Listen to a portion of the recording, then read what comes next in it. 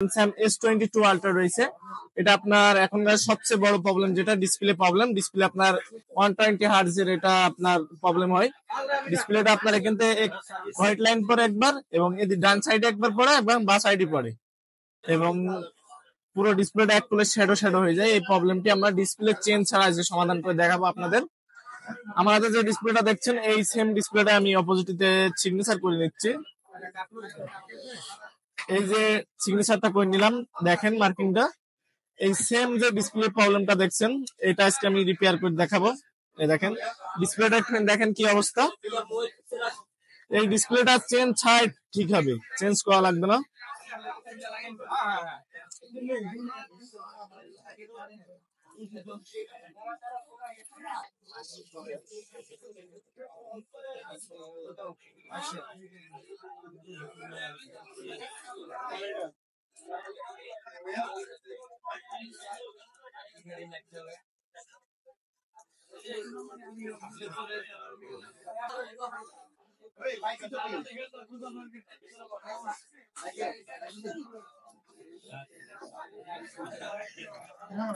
এই যে আমরা কাজ চালালাম ডিসপ্লের, এই ডিসপ্লেটা কিন্তু প্রবলেম ছিল, সিগনেচার করে নিয়েছি আমরা। এই ডিসপ্লেটার প্রবলেম ছিল, এখন আমরা চেক দেব।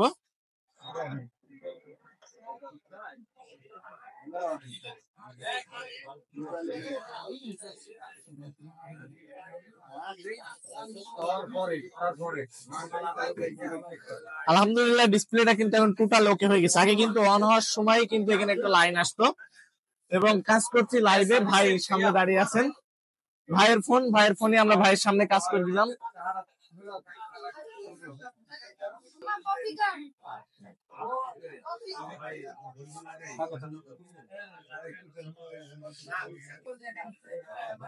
দেখেন ডিসপ্লেটা কিন্তু এখন টোটালি ওকে হয়ে গেছে।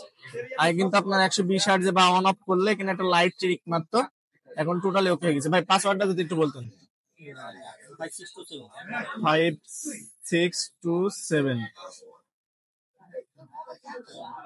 এবং আপনাদের যে 120 হার্টজে এখন ডিসপ্লেটা যে আছে আমি এটা আপনাকে দেখাচ্ছি।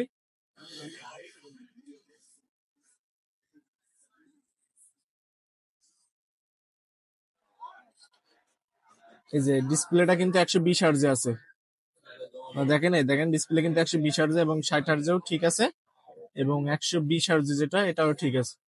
আলহামদুলিল্লাহ কাজটা টোটালি ওকে হয়ে গেছে। আপনাদের যাদের স্যামসাং আইফোনের ডিসপ্লে প্রবলেম, ডিসপ্লে জনিত হার্ডওয়্যার প্রবলেম, আমাদের কাছে আসতে পারেন, আমরা লাইভে কাজ করে দিই। ঠিক আছে, থ্যাংক ইউ।